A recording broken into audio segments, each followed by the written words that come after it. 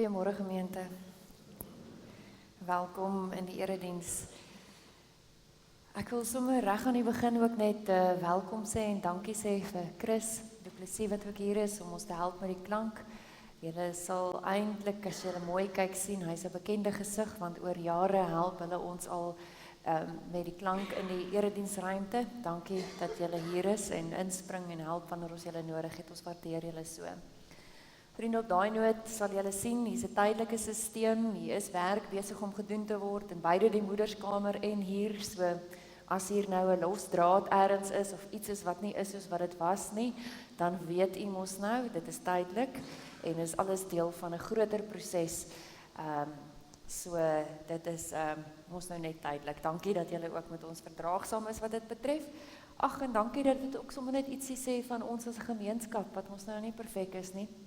Maar wat net soos die res van die wêreld is die gemeente en die kerk ook onderworpe aan verandering en vooruitgang en dis meer. So, in geval. Dan wil ek sommer net sê, as hier enige besoekers is, baie welkom. Het is lekker dat julle hier is by ons. En indien daar enige van julle is wat nog nie formeel ingeskakel het nie en dalk hier by ons wil inskakel, ek is na afloop van die erediens hier by die nagmaaltafel beskikbaar. Maar daar is ook ander kerkraadslede met wie enige tyd kan gesels. Ons sê geluk aan 'n klompie mense wat vandag verjaar, maar wat ook gedurende die week verjaar. So ons sê geluk aan Lemay Botha, Arista de Bruin en Tertius Zitske. Mag vandag 'n besonderse dag wees, maar ook vir almal die res van ons lidmate wat in hierdie week verjaar. Julle kan gerus die name op die bord sien of in die blaadjie lees. Wens ons 'n mooi jaar toe. En sommer net 'n baie spesiale dag wanneer hulle verjaar. 'n Klompie mense aan wie ons op hierdie stadium dink. Dit is lekker om vir oom Antonie ook hier te sien. Welkom terug oom. Ons verlang na julle as ons julle nie hier sien nie. So ons is bly dat dit met oom goed gaan en dat julle ook hier is. Verder dink ons aan Peer, Lizet, Sabet, Magdel en Hanlie Wessels met die afsterwe van Peer se pa, Andrei. Op die 23ste April, Stefan, Maritjie, julle wat hier is, weet net, julle is in ons gedagtes en in ons harte en in ons gebede. Klein Clara gaan môre vir 'n operasie. So weet net ons hou julle vas en hou ons op hoogte. Dankie dat ons ook saam met julle op hierdie reis mag wees. En vriende, dan hou ons aan dink aan Dani, Jenny, David, Daniel en Zia. Dani ervaar werklik groot uitdagings, so ons hou hulle in ons gebede. En indien enige van julle 'n behoefte het om op 'n besondere wyse hierdie gesin te ondersteun, stuur 'n boodskap na die kantoor. Ons is besig om te kyk hoe ons hulle sommer so 2 weekliks bietjie van 'n aandete of so kan voorsien. So indien enige van julle daarmee wil help, asseblief kontak die kantoor of vir my of vir Dewald. Dis maar net een manier waarop ons as 'n gemeenskap ook sê hoor ons wil julle hande sterk maak in hierdie tyd. Dan nooi ons julle hartlik uit na ons Pinksterweek wat ons saam met Groenkloof gemeente weer hierdie jaar aanbied hier in ons erediensruimte onder leiding van Dr. Willem Nicol. Hy is 'n ou bekende hier by ons. Hy het al 2 maal van tevore vir ons 'n Pinksterreeks aangebied en julle weet hy het 'n eie soortige manier om die evangelie vir ons lewend te maak. So ons sien uit daarna om ook saam met hom rondom die tema stil te word, bewus lewe. En soos gebruiklik is daar 'n ligte ete en kuier na afloop van die diens. So daai week hoef jy nie aandete voor te berei nie. Kom eet dit gerus hierso en kuier lekker saam met ons rondom hierdie aktuele tema. Voordat ons verder gaan besig wees in hierdie erediens, die 5de Sondag in Pasen. Julle sal die paaslelies hier voorsien, simbolies van hierdie tyd van die jaar, in die kerkjaar spesifiek, simbolies van die opstanding, en hoe dit ons wil herinner daaraan dat die opstanding ons nou nie 'n eenmalige gebeurtenis is nie, maar iets wat in ons lewens neerslag vind. Kom ons word 'n oomblik stil.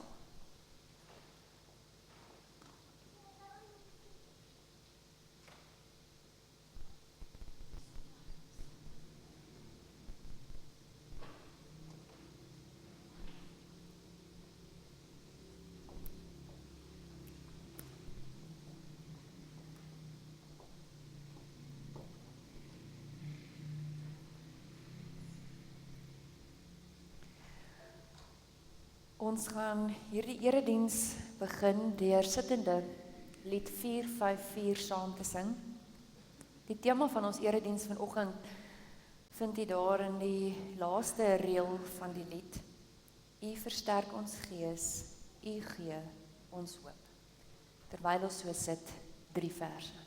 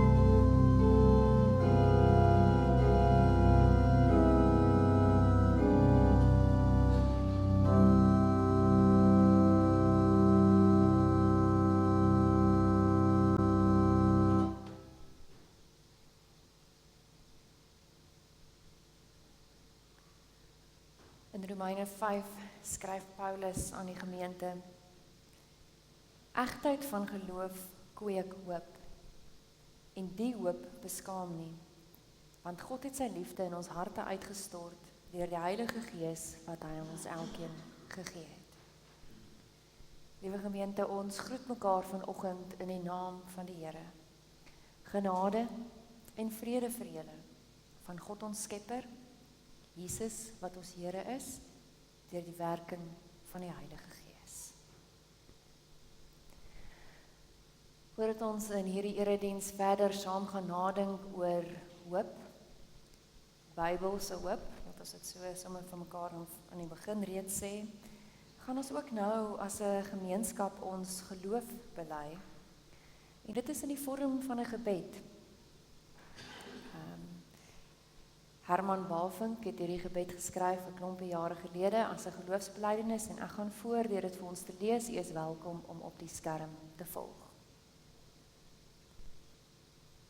Ek glo in 'n geheimsinnige iemand wat naby my is, wat binne in my is, wat my armsalige gespartel en gespook sien, wat my dan stilletjies vashou en my ongemerk van binne uit weer innerlik krag gee.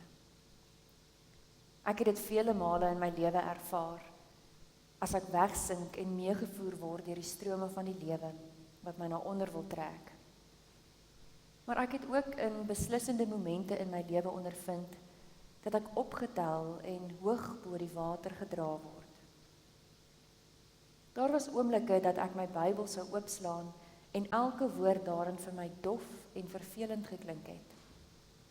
Maar ek het ook oomblikke beleef waarin die woorde as het ware op my afspring, waarin dit glinster en my lewe vervul. En altyd weer was ek oortuig dat daar iemand in my moet wees. Iemand wat my vashou. Iemand wat my saggies maar ferm in die arms toevou. Ek glo in die Heilige Gees. Amen. In ons aanbiddingslied vanoggend, lied 109, as ook een vers van lied 191, kom ons staan en dan sing ons dit saam.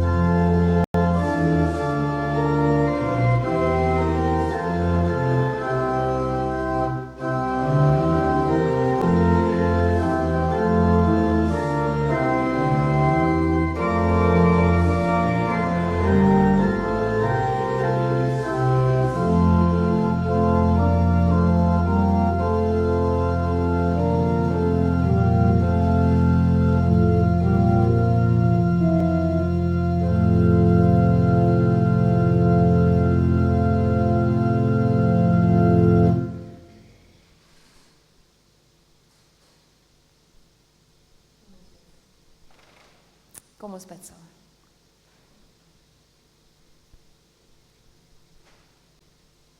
Here ons God, ons kom in hierdie vroeë wintertyd na U toe as die bron van ons hoop. Ons kom met al ons onsekerhede. Ons kom met die spanning wat in ons harte leef. Ons kom met al die verwagtinge en pyn van menswees na U toe.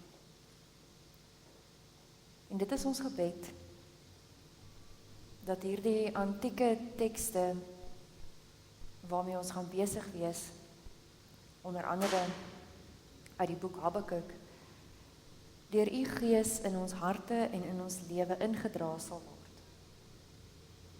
Op so 'n manier dat dit ons sal inspireer, dat dit ons sal help om hoopvol te lewe. Ons bid dit vanoggend in die naam van Jesus Christus, die bron van ons hoop. Amen.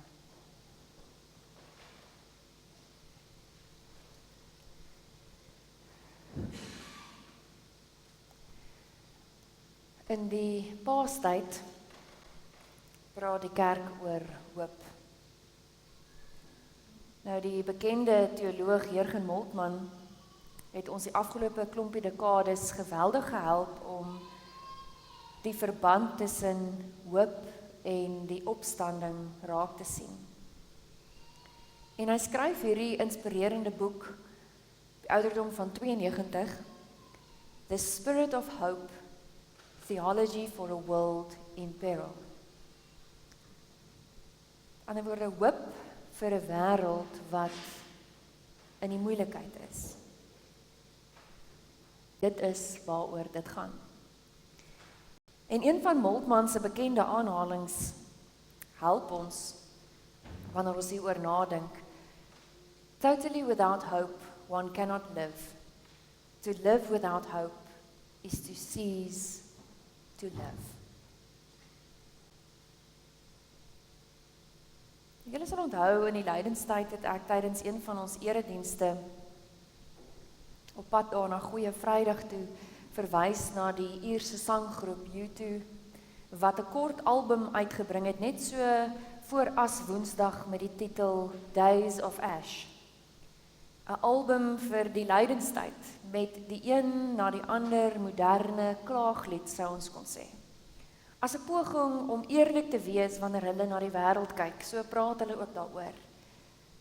Dis hulle poging om gewoon te sê, wanneer ons na die wêreld op die oomblik kyk, is dit om van te huil. Ons kan nie anders as om te huil nie. Nou, net so voor Paasondag stel hulle 'n tweede onverwagse kort album vry met die titel Easter Lily. En dit dra natuurlik diep simboliek. Ek het vanoggend daarna verwys, die paaslelie, Lilium longiflorum, is my regte woord. Sy naam is lank reeds verbind met die opstanding van Jesus Christus. Dit verteenwoordig hierdie blom iets van nuwe lewe, opstanding en hoop. En kies hulle juist die titel vir die kort album. En as jy na beide hierdie albums luister, dan besef 'n mens hierdie groep het 'n besondere aanvoeling in die tyd waarin ons leef. Hulle het hierdie aanvoeling dat in hierdie tyd is dit nie net nodig om te huil oor 'n stikkende wêreld nie. Dit is net so nodig om te dink oor hoe lyk hoop in 'n stikkende wêreld. En daarom dan vanoggend ook ons nadenke oor hoop. Hoop in 'n stikkende wêreld. Gaan luister gerus na daai twee albums. Hoop is hierdie vreemde ding. Soos Emily Dickinson het in haar gedig verwoord, hope is the thing with feathers that perches in the soul and sings the tune without the words and never stops at all.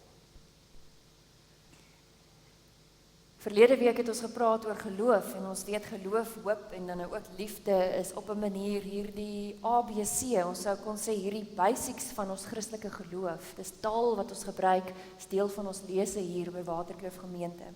Maar net soos ons verlede week gesien het met die begrip geloof, het ons ook ongelukkig hierdie probleem met woorde soos hoop, wat hulle betekenis verloor. En dis redes wat ons dwing om 'n inhoud te gee aan hierdie begrip hoop soos wat dit in die Bybel leef. Daarom sou ons vanoggend gewoon vir mekaar kon vra, maar wanneer ons nadink oor hoop en dan nou ook in 'n gebroke wêreld, wat is die Bybelse siening oor hoop? Gaan doen jy 'n soektog op die internet, sal jy 'n klomp goed, sommer dadelik kry wat vir jou 'n inhoud wil gee aan wat hoop is. Maar is dit die Bybelse hoop? Nou daar's kwaliek 'n beter plek om te begin as by die klein profete, wanneer jy oor hoop nadink. Dis daai 12 boeke wat so aan mekaar gevleg is, wat sommige ontleeders noem survival literature. Dit was almal gemeenskappe in krisisse.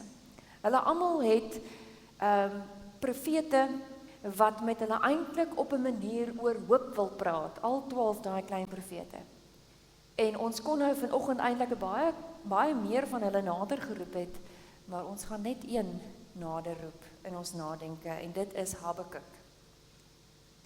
Reg in die begin wil ek jou sommer daarvan bewus maak. Dit behoort ook vir jou iets te sê oor die aard van hierdie profeet en boek. Die woord Habakuk het 'n besondere betekenis. Die naam Habakuk in Hebreëus beteken omhelsing, of die omhelsde. En Habakuk het sy boekie geskryf in 'n tyd toe die volk in 'n geweldige krisis was. En al is hierdie boekie net so klein, dis net so 3,5 bladsytjies, het hierdie boekie Paulus se hart in die Nuwe Testament so geraak, dat toe hy geskryf het aan die Romeine oor geloof, aan oor dit waarmee ons ook hierdie erediens begin het Paulus teruggegaan na die boek Habakuk toe, en daaruit aangehaal. So ons gaan vanoggend saam begin lees, by hoofstuk 1, en ons gaan 2 dele uit hierdie boek uitlees, en Habakuk begin gewoon deur te sê, dat seer en swaar kry is deel van hierdie wêreld. In Habakuk 1 lees ons, hoe lank moet ek om hulp roep voordat u hoor, Here? Moet ek by u bly kla oor geweld voordat u red? Waarom laat u my die onreg sien wat gedoen word? Waarom kyk u toe as daar soveel ellende is? Oral rondom my is daar onderdrukking en geweld, en word daar getwis en gebaklei. Die wet het nie meer krag nie, en daar geskied nie meer reg nie. Slegte mense het die oorhand oor die goeies, en so word die reg verkrag. Harde woorde in die 2020 vertaling. Woorde wat hier sommer aan die begin reeds wil sê, swaar kry, kwade, onreg, dis die wêreld in.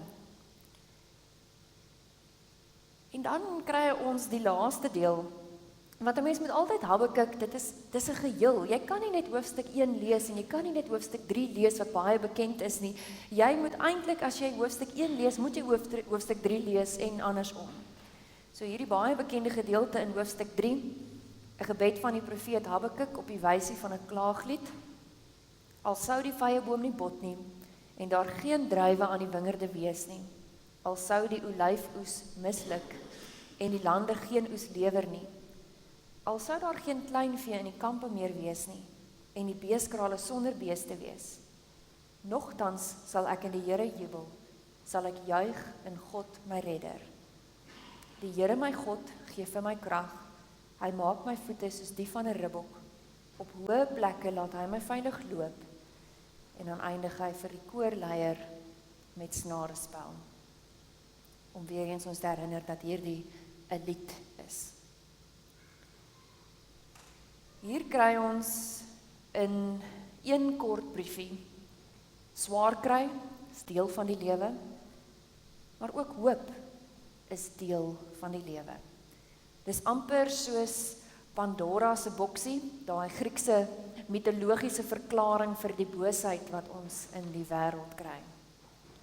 As ons nou hierdie 2 goed bymekaar sit vanoggend op 1 bladsy, dan dink ek ons sou 2 begrippe kon gebruik om Habakuk se boodskap van hoop vanoggend te verduidelik.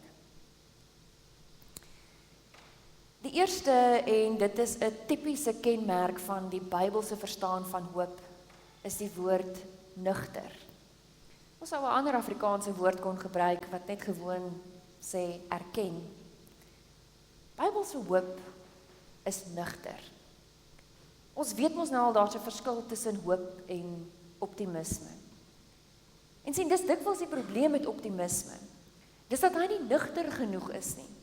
Dat hy die werklikheid nie eerlik wil neem nie en dat hy dit nie wil in die oë kyk nie.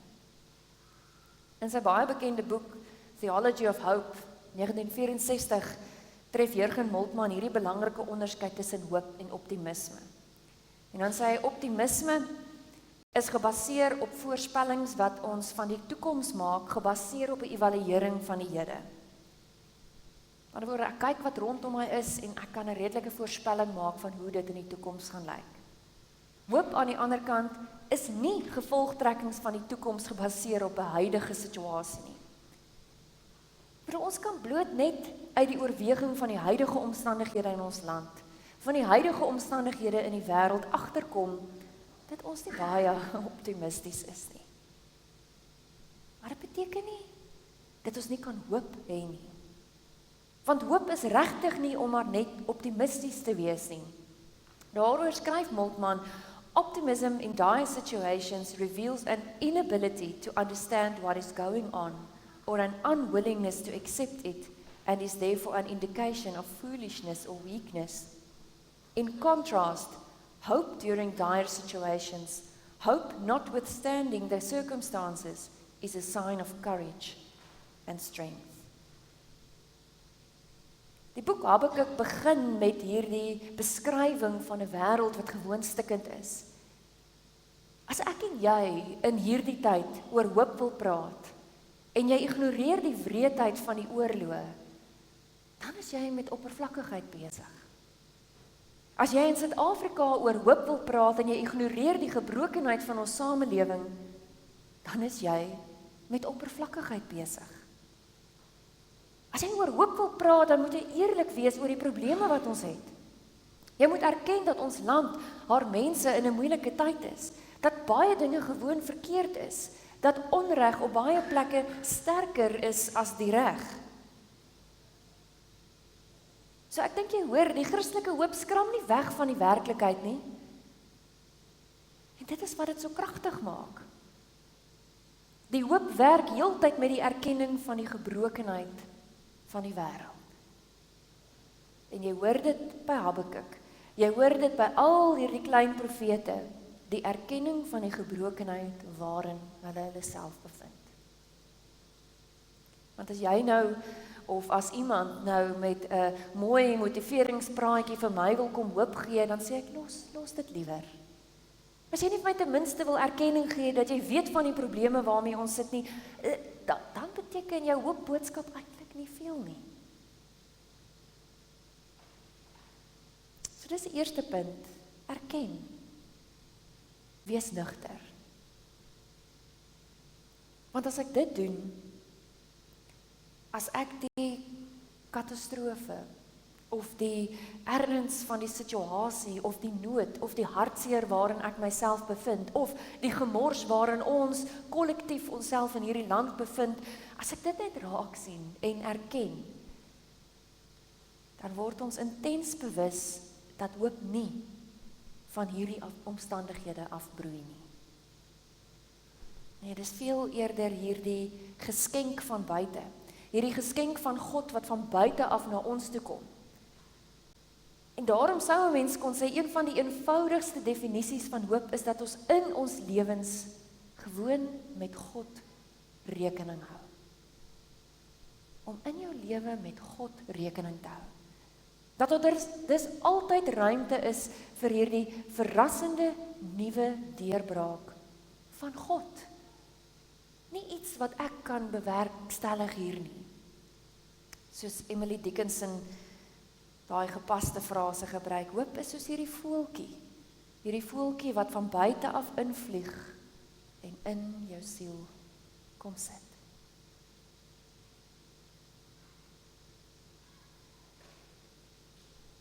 Maar daar's nog 'n begrip en dit is die woord nogtans. Hier staan in hierdie teks, al is daar nie vye aan die boom nie, al sou die oeste misluk, al sou daar geen druiwe aan die wingerde wees nie, en dan gaan hy so aan, al is daar nie kleinvee nie, al is daar nie beeste in die krale nie, en dan noem hy hierdie lysie van belangrike goed in hulle samelewing. So jy kan hoor, hy is besig om eintlik 'n katastrofe hier te beskryf. Alles wat moontlik kon verkeerd loop, het verkeerd gegaan. En hierdie is nie net simbole van welvaart en lewensgehalte vir hulle gewees nie. Hierdie was alles goed wat hulle brood nodig gehad het. Hier loop alles skeef, alles waarop hulle gewag het, alles waarvoor hulle gedroom het, is verby. Dit ken ons ook. Ons het dalk ander simbole, maar ons ken ook van teleurstelling. Ons ken ook van verlies. Ons ken ook van 'n droom wat nie waar word nie. Ons weet van onverwagse pyn wat kom in jou lewe in, wanneer iemand naby aan jou besig is om te sterf of weggeruk word. Elke dag is daar mense wat hiervan iets belewe. Die lewe kan jou gewoon ook net seermaak. Die lewe kan vir jou iets laat verloor of iemand, sodat jy voel, ek ervaar 'n onherstelbare verlies. Habakuk weet ook iets hiervan.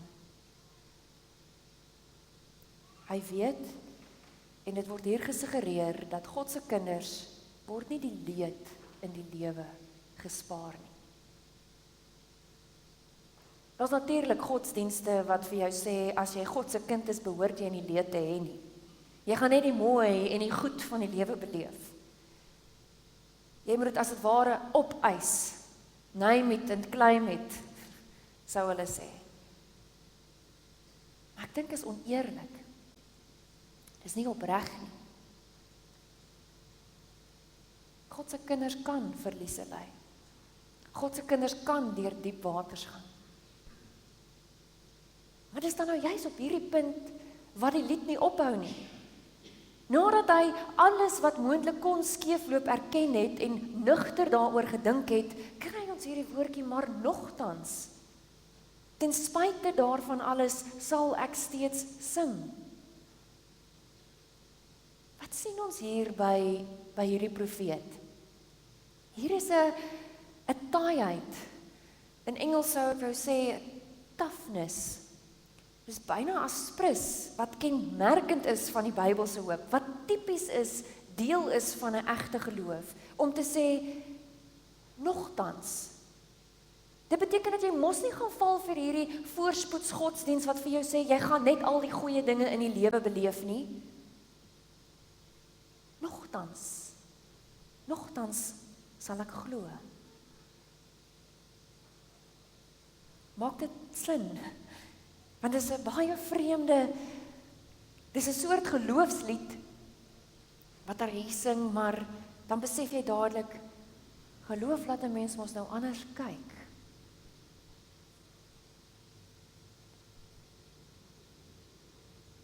Meer as 'n halwe eeu na sy Theology of Hope het Jurgen Moltmann 'n opstel geskryf, 'n essay on patience in 2018, oor een van hierdie aspekte van geloof, wat iets van hierdie taaiheid vir jou wil verduidelik, wat ons in die Bybelse tradisie vind, 'n stuk uithou vermoë, waarin hy hierdie wag in God verwoord, wat saam met hoop gaan.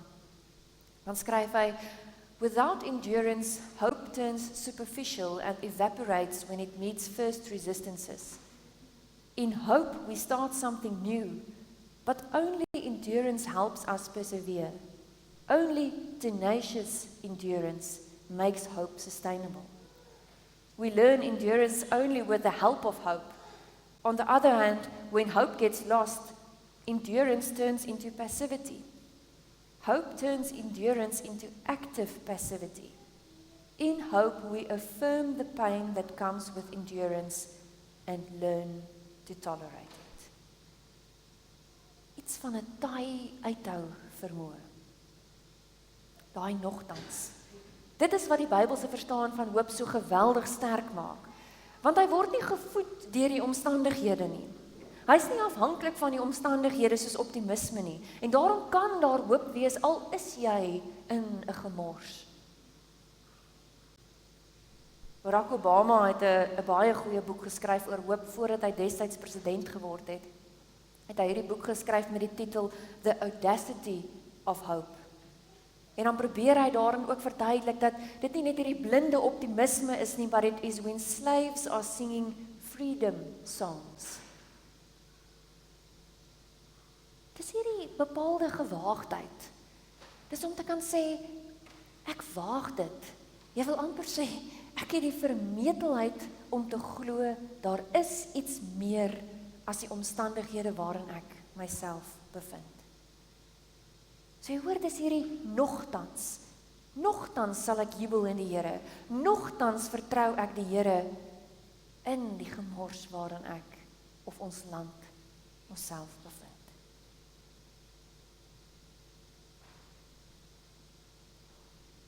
Dit is ook belangrik dat ons vir mekaar sê, as ons hoop, dan hoop ons altyd teen redelike verwagtinge. Dit is waarom Emily Dickinson se voeltjie van hoop nooit ophou om te sing nie. In die seerstorm, in die kilste land, op die vreemdste see. Is altyd teen redelike verwagtinge.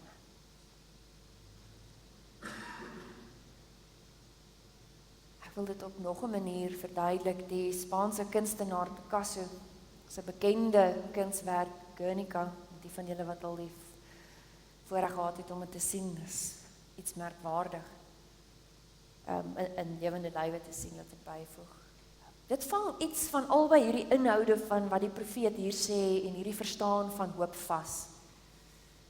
Dit is in 1937 mos nou geskilder as hierdie protes en hierdie uitbeelding of 'n bewusmaking van die Spaanse burgeroorlog en die vernietigende effek daarvan.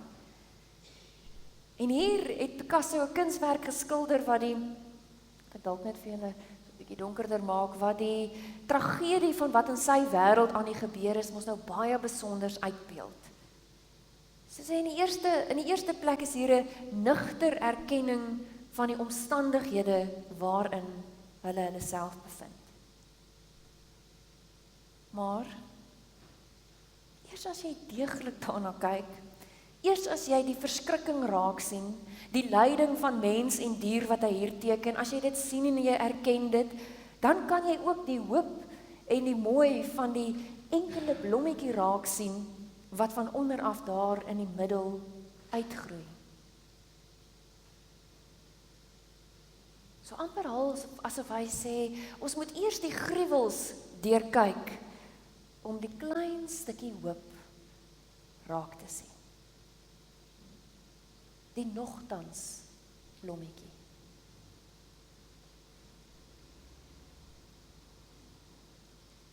Ek dink ons vertrou nie altyd hierdie idee nogtans nie.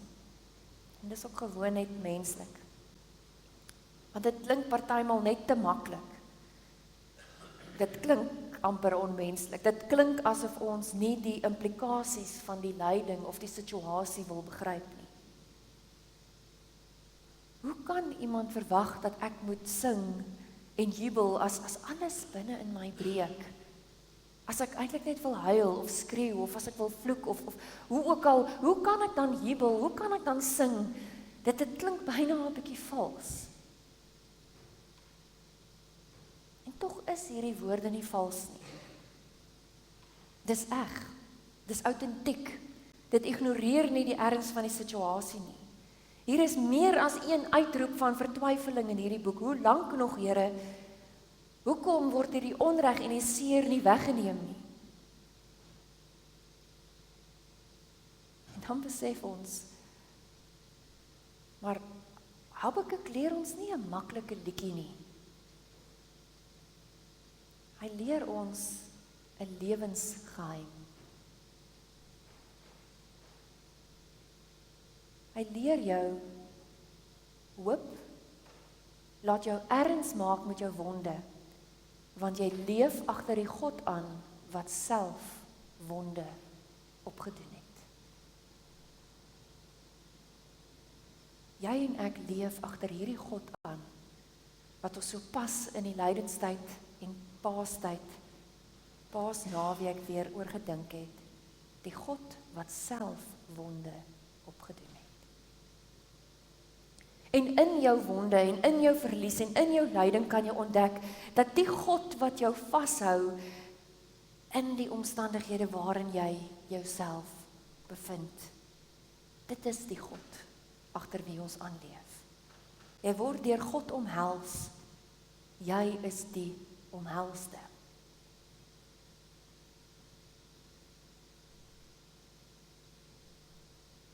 Hoop is nugter, dis nogtans. So as ek jou nou vanoggend sou vra, het jy hoop? Of as jy vir my sou vra, Bernice, het jy hoop? Dan gaan ek baie eerlik moet antwoord, nee, ek het nie hoop nie.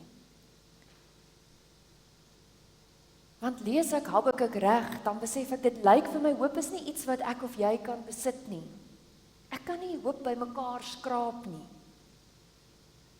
Die vraag behoort eerder te wees, Bernice, kan jy op God hoop? Want ek kan net hoop op die God wat my omhels. En in hierdie sin het ek al voorheen genoem, is hoop eintlik 'n werkwoord. Maar dan 'n baie spesifieke werkwoord. Ek sou wou sê die werkwoord om te rus Rus is ook 'n werkwoord, om te rus in God. Ons het hierdie erediens begin met Paulus en ons het gesê hy was so diep geraak deur hierdie boek Habakuk dat hy nie anders kon as om daaruit aan te haal wanneer hy oor 'n geloofslewe skryf nie. Hy het hieroor ook geskryf. En in Romeine 8 sien mens weer hierdie spesiale verband eintlik wat Paulus het met die boek Habakuk. In Romeine 8 skryf hy: Ek is immers daarvan oortuig dat nog dood, nog lewe, nog engele, nog magte, nog teenswoordige, nog toekomstige gebeure, nog kragte, nog hoogte, nog diepte, nog enige iets anders in die skepping ons sal kan skei van die liefde van God in Christus Jesus, ons Here. Niks kan my losmaak van God se liefde nie. En Paulus het weer eens hierdie hele lysie gemaak. En hy het gesê nie hoogte nie, nie diepte nie, nie die dood nie, nie die lewe selfs nie, niks in die hede of in die toekoms nie, kan ons van hierdie liefde van God skei. Hoop is om in daai wete te rus.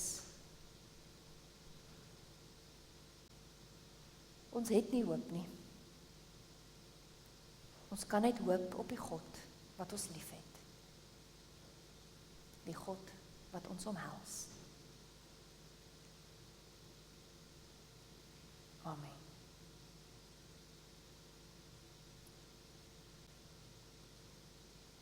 Here ons God, al sou die son ophou skyn, al sou my familie siek raak, of ek selfs 'n bekommernis oor môre beleef wat my aan die keelpad weet het. Al sou ek my werk verloor of al sou ek 'n geliefde aan die dood afstaan en al my planne vir die toekoms misluk. Al sou die eensaamheid my oorweldig. Al sou die angstigheid my oorweldig. Sal ek nogtans in U rus. Sal ek hoop op U. Die God wat my omhels. Amen. En ons gaan nou luister na 'n lied. Dit is 'n lied van die Noorse komponis Knut Nystedt met die titel The Present Tense. Eerste gedeelte van die lied verskyn slegs woorde op die skerm en daarna begin die sang met die woorde van die lied wat deur die Palisanderkoor uitgevoer word. Ek wil jou uitnooi om hierdie lied deel van jou aanbidding te maak vanoggend. Op 'n manier 'n gebed as antwoord op die boodskap. Let mooi op na die woorde, dit staan ook op die skerm. Thank you, O God, for the time that is now, for all the newness your minutes allow. Keep us alert with your presence of mind to fears and longing that move humankind. Thank you for the time that is now, it is the time of our life. Kom ons luister daarna.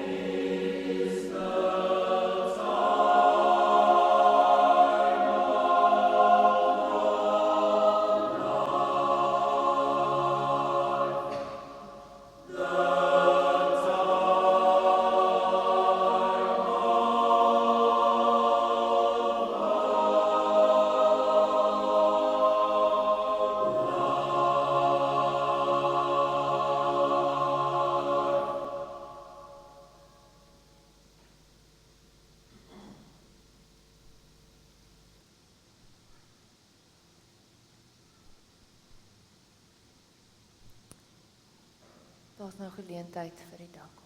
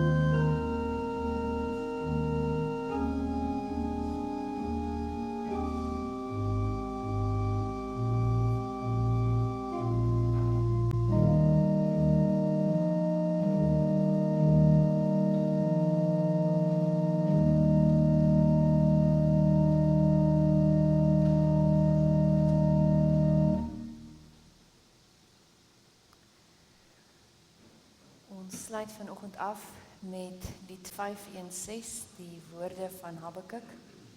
En nou weet ons mos nou, as ons dit gaan saam sing, al is dit 'n bekende lied, is dit nie 'n maklike liedjie nie, maar 'n lewensgeheim.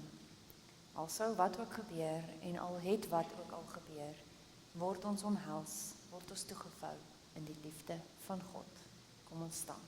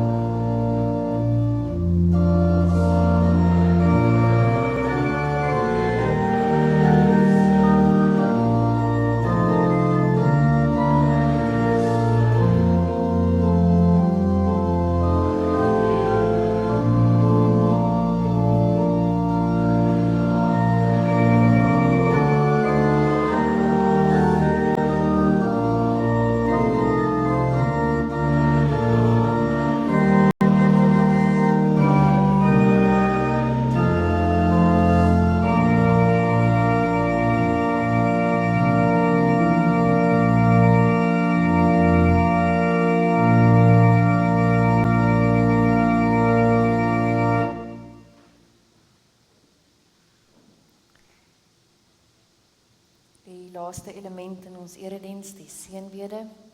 Wat wil sê, dit wat ons hier vanoggend saam beleef het, gaan leef ons ook wanneer ons hier uitstap. Gaan dan hier uit en dan gaan leef julle in sy vrede. Dis die seënbede wat Paulus in Romeine aan die gemeente skryf, Romeine 15. Liewe gemeente, mag God die bron van hoop, julle deur julle geloof met alle vreugde en vrede vervul, sodat julle hoop al hoe sterker kan word deur die krag van die Heilige Gees. Amen.